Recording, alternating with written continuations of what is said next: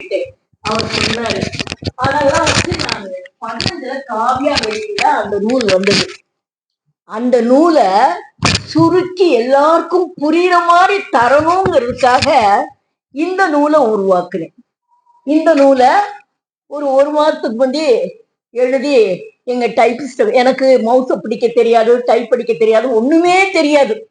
அதனால டைப்பிஸ்ட கொடுத்து டைப் படிச்சு ஒரு மாசத்துக்கு முன்னால வாங்கினேன். 16 பக்கம்.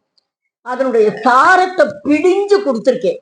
இன்றைய நிலையில நம்ம மைய அரசு ஒரே மொழி, ஒரே நாடு, ஒரே பண்பாடுங்கிற சொல்லிக்கிட்டு இருக்கிற நிலையில எல்லாத்தையும் அவங்க சொல்ற கருத்தியல்களை எல்லாம் கட்டுடைக்கிறதுக்கு இந்த மாதிரி டெரிடாவோட கட்டுடைப்பு திறனாய்வு தேவை அப்படிங்கிறது என்னுடைய கருத்து. மார்க்ஸ் பொருளியல் போராட்டம் நிகழ்த்தினாருன்னு சொன்னா, ஜாக்ஸ் டெரிடா இவர் ஒரு யூத குடும்பத்துல பிறந்தவரு, கிறிஸ்தவத்துக்கு எதிரானவரு.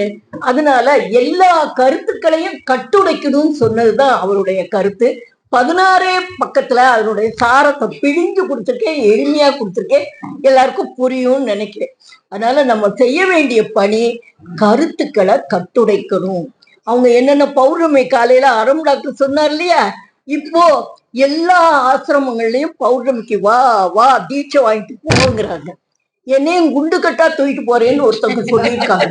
கார்ல வருவேன், உன்னை குண்டு கட்டா தூக்கிட்டு போவேன்னு சொல்லியிருக்காங்க. என் கூட வேலை பார்த்தவங்க, அவங்களுக்கு திருமணம் ஆகல, ஆசிரமத்திலே போய் சேர்ந்துட்டாங்க. ஒரு நாள் சொல்றாங்க போன்ல, வருவேன் குண்டு கட்டா தூக்கிட்டு போறேன் பௌர்ணமி அன்னைக்குன்னு சொல்லியிருக்காங்க. ஆக கருத்தியல்களை மக்கள்கிட்ட எப்படி பரப்புறாங்கன்னு பாருங்க.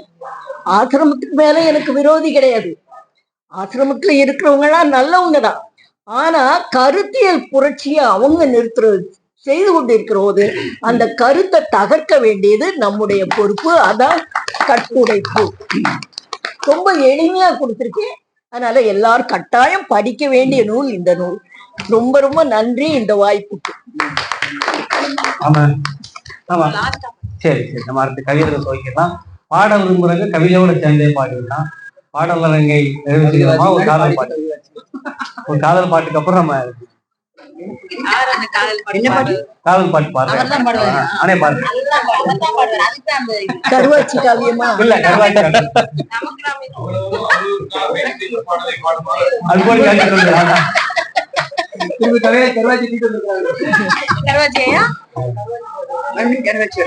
மல்லிய பூச்சோடி மங்கள புட்டு வச்சு மாட்டு வண்டி போகுது.